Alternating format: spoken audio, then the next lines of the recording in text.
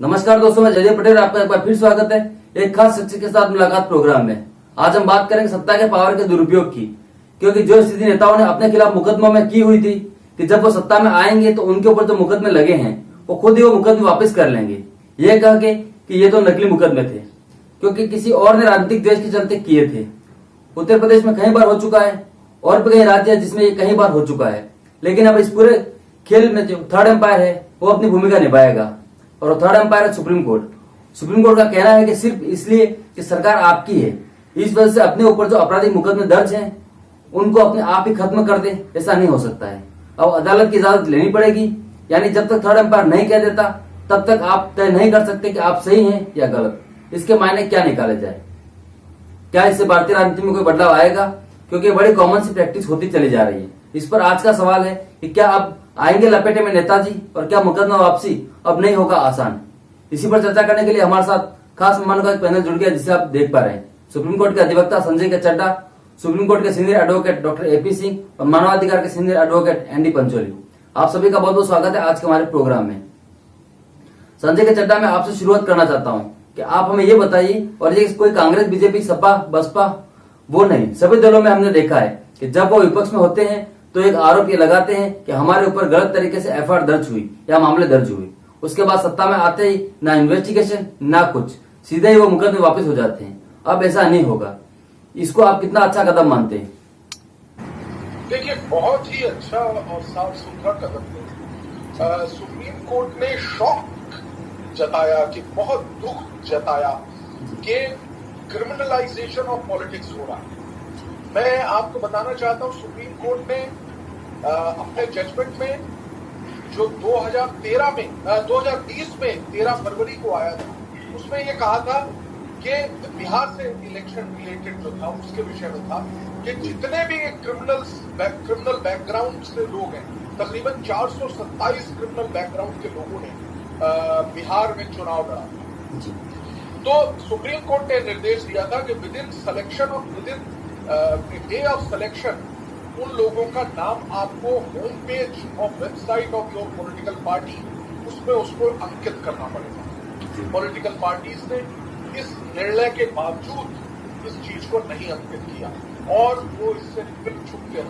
तो इसमें क्या किया, सुप्रीम कोर्ट ने कंटेम्प्ट ऑफ कोर्ट की प्रोसीडिंग शुरू करके एक बहुत अहम जजमेंट दिया और कहा कि हमारे हाथ बंधे हुए।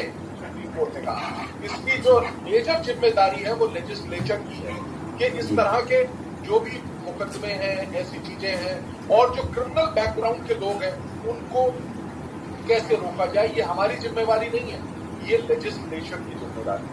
कंटेम्प्ट वाले केस में जैसे मैंने अभी बताया, कंटेम्प्ट में हर political party, Bharatiya Janata party, Congress party, RJD, JD, क्योंकि बिहार से चुनाव था, मार्क्सवादी पार्टी और यहां तक कि एनसीपी, इन सब पे जुर्माना लगाया गया।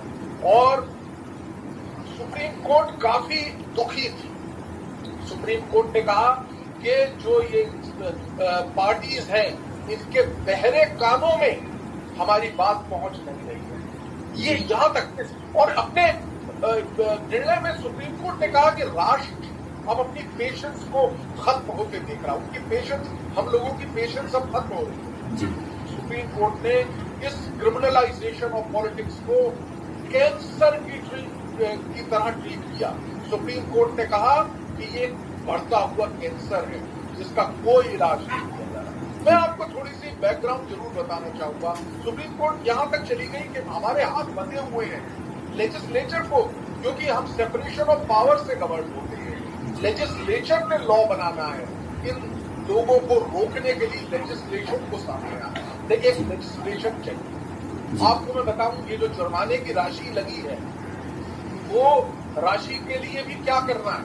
एक तो सुप्रीम कोर्ट ने इलेक्शन कमीशन को ये कहा कि आप मोबाइल ऐप बनवाइए, मोबाइल ऐप बनेगा और ये जो ईसी मोबाइल ऐप बनाएगी, उस मोबाइल ऐप में तमाम जो ऐसे राजनीतिज्ञ हैं जिनकी क्रिमिनल बैकग्राउंड है उसका वर्णन किया जाए, जिससे कि वोट देने से पहले वोटर देखे तो सही कि मैं जिसको वोट कर रहा हूं उसके ऊपर कितने उठाएंगे।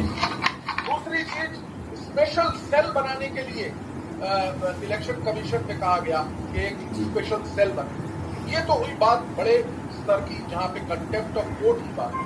और मैं आपकी बात से बहुत 100% सहमत होता हूं, जहां पे आपने ये कहा कि किस प्रकार से जो केसेस हैं उनका विड्रॉल कर दिया जाता है। केसेस जैसे ही पॉलिटिकल पार्टी कोई आती है, वो अपने उम्मीदवारों पे, अपने चयनित सदस्यों के ऊपर जो चल रहे क्रिमिनल केसेस हैं उनको विड्रॉ कर देते हैं। सुप्रीम कोर्ट ने कहा कि इस तरह का अब प्रोसेस नहीं चलेगा, और हाई कोर्ट और अगर स्पेशल केसेस है तो वहां पर सुप्रीम कोर्ट की परमिशन के बगैर ये विड्रॉल नहीं हो पाएगा। तो मेरी नजर में ये बहुत महत्वपूर्ण जजमेंट है, खासतौर से जो कंटेम्प्ट की बात की गई। पहली बार सुप्रीम कोर्ट ने कंटेम्प्ट पे ध्यान देते हुए कि अगर पॉलिटिकल पार्टीज जो कि उनकी जिम्मेदारी है उसके ऊपर लाख रुपए का जुर्माना लगाया गया, और 2 पॉलिटिकल पार्टीज के ऊपर 5-5 लाख रुपए का जुर्माना लगाया गया। ये सारी राशि इलेक्शन कमीशन को दी जाएगी। वो इलेक्शन कमीशन, जैसे मैंने आपको बताया, मोबाइल ऐप बनाएगी, स्पेशल सेल बनाएगी अपने वहां पे, और ये बहुत अच्छा मेरा ख्याल है निर्णय है। और जो हमारा जिसे कहते हैं कि स्ट्रॉन्ग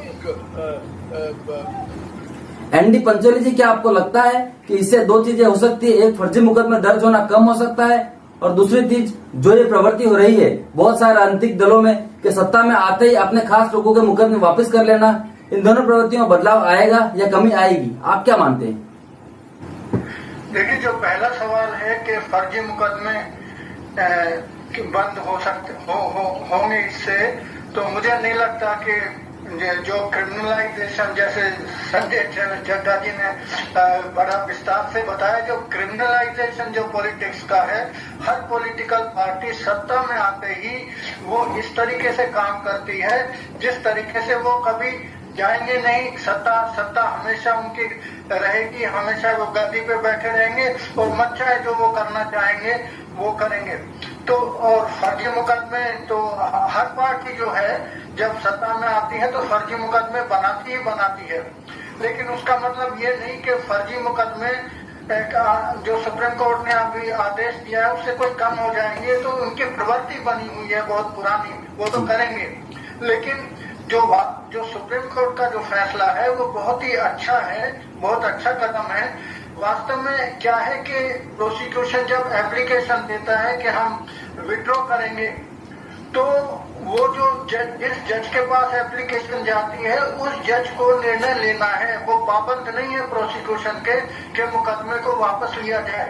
उसकी मर्जी है कि वो उसको एप्लीकेशन को अलाउ करे या ना करे। तो ये तो जज के ऊपर निर्भर होता है। लेकिन होता क्या है कि पॉलिटिकल प्रेशर बहुत होता है, दबाव होता है। इस वजह से जब एक एप्लीकेशन जाती है तो जजेस भी वो मान जाते हैं कि चलिए ठीक है, वो वापस कर लेते हैं। तो इस प्रवृत्ति को रोकने के लिए सुप्रीम कोर्ट ने कहा है कि इसको हाई कोर्ट देखेगा। ऐसा नहीं हो कि पहले भी नहीं हुए, पहले भी ऐसे केस हुए हैं। मुझे पता है, मेरे ख्याल में 15-20 साल पहले की बात है, ऐसे आंध्रा में एक केस हुआ था। उसको बहुत ही वो तो एक क्रिमिनल था, उसको 10 साल की सजा हुई थी और उसको राजनीति दबाव से उसका एकदम से साल भर में ही उसका केस विड्रॉ कर लिया था, है ना। तो उसमें सुप्रीम कोर्ट ने कहा कि आप ऐसा नहीं कर सकते। तो सुप्रीम कोर्ट तो हमेशा कहता आया है कि आप केस को मेरिट पर देखिए। इस तरीके से पॉलिटिकल प्रेशर के आकर के इन मुकदमों को वापस मत करिए। तो ये पॉलिटिक्स में एक अच्छाई हो, एक अच्छा कदम है, हम इसका स्वागत करते हैं जी। धन्यवाद जी।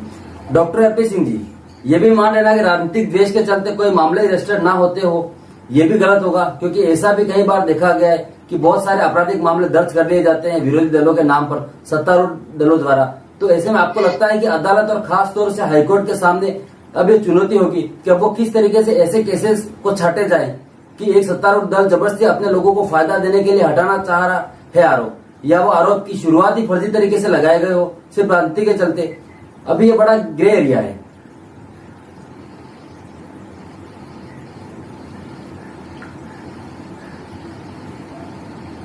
ये कैसे पूछा आपने सवाल? Doctor AP Singh ji. अच्छा, ठीक है। जी देखिए, आपका सवाल तो बड़ा जायज है। लोकतांत्रिक मूल्यों की रक्षा को रखने वाला जो सवाल जायज है। जी आपका सवाल इतना महत्वपूर्ण है कि इस देश की जनता बड़ी खुश होगी इस सवाल को, लेकिन ये कंप्लायंस नहीं हो पाता है। हर न्यूज चैनल की आप जैसे बुद्धिजीवी पत्रकारों की इच्छा सरकारें आसानी से नहीं पूरी होने देती। माननीय सर्वोच्च न्यायालय ने बहुत अच्छा आदेश दिया है, स्वागत योग्य आदेश दिया है। एक आम गरीब दलित शोषित पीड़ित मजदूर मजलूम के दिल पर मरहम लगाने का काम किया है सुप्रीम कोर्ट ने, और माननीय सर्वोच्च न्यायालय ऐसा करता रहा है। माननीय सर्वोच्च न्यायालय मूक दर्शक कभी नहीं रहा। कई मामले ऐसे हुए, आप उदाहरण दे सकते हैं, राज्यसभा की सदस्यता कह सकते हैं, बहुत सी चीजें कह सकते हैं, लेकिन फिर भी सुप्रीम कोर्ट मूक दर्शक रहने की चेष्टा नहीं करता। लेकिन सत्ता की खनक बड़ी चीज होती है।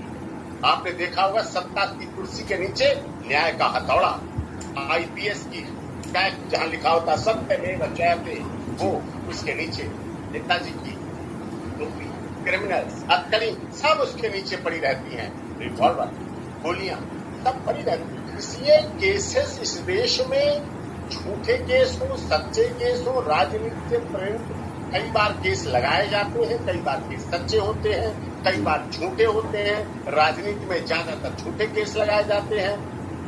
फिर जब सत्ता में पहुंचता, फिर सत्ता का मतलब क्या है? वो किस लिए गांव गली गलियारे में मिट्टी कीचड़ में घूमता है, इलेक्शन भर घूमता है, भूख हड़ताल रखता है, धरना रखता है, प्रदर्शन रखता है। एक दिन वो सत्ता में पहुंचे, झूठे मुकदमे लगवाता है, सच्चे मुकदमे लगवाता है, पुलिस की वर्दी फाड़ने का प्रदर्शन करता है, ऐसे अलोकतांत्रिक असंवैधानिक गैर कानूनी कार्य करता है, फिर जाता है सच्चों से एसीपी साहब से, लोग उसकी तारीफ करते हैं। अरे हमारा ये भी नेता नहीं है, तब इतना भिड़ जाता है। जब ये नेता होगा तो कितना अच्छा लगे। लोग चुनाव में जो लोकतंत्र की सबसे बड़ी बेहतरी है, लोकतंत्र का सबसे बड़ा पर्व है, विश्व का सबसे बड़ा लोकतंत्र होने का हम गर्व करते हैं। जब चुनाव आता है तो उसकी मत पेटियां और बैलेट की जो मशीनें हैं उसकी भर देते हैं, और वो चुनाव जीत के जब निकलता है मालाओं से सजा हुआ बाहर, तो वही पुलिस अधिकारी, वही व्यवस्था, वही उसकी सुरक्षा में आगे आगे लग जाते हैं। फिर वो शुरू होता है उन्हीं मुकदमों की लिस्ट निकलवाना। वही मुकदमों की लिस्ट निकलती है उसी के बनाए हुए, फिर मुख्यमंत्री का चयन होता है। फिर वो अपने ऐसे मुख्यमंत्री के चयन के लिए करता है, अंदर पार्टी प्रेशर, पॉलिटिकल प्रेशर शुरू होता है, ये सारे मुकदमे खत्म हो, और प्रयास करता है ऐसा मुख्यमंत्री बने जिस पर भी 10-20 मुकदमे हो। अगर उस पर 10-20 मुकदमे होंगे तभी तो वो अपने भी खत्म कराएगा और औरों के भी खत्म कराएगा। हर राज्य में all political parties are same fine in different hotel. Hotel के मार्के अलग अलग हो सकते हैं, लेकिन सबकी एक नीति एक है, नियति एक है, नेतृत्व इस तरह जैसा है जो इस बात को करते हैं। कोई ऐसा आप नेता बता दीजिए, कोई ऐसा पदाधिकारी, राजनेता, मंत्री बता दीजिए जिसने अपने मुकदमे न खत्म कराए हो। कोई ऐसा बता दीजिए जिसने ये कहा हो नहीं मैं मुकदमे अपने ट्रायल करूंगा, जो हक होगा सजा होगी, बरी होगा, 10 साल चलेगा, 20 साल चलेगा। नहीं, तो सोचता बस पहली प्राथमिकता होती है उसकी सारे केस खत्म कराना, फिर अगली तैयारी करना, बजट व्यवस्था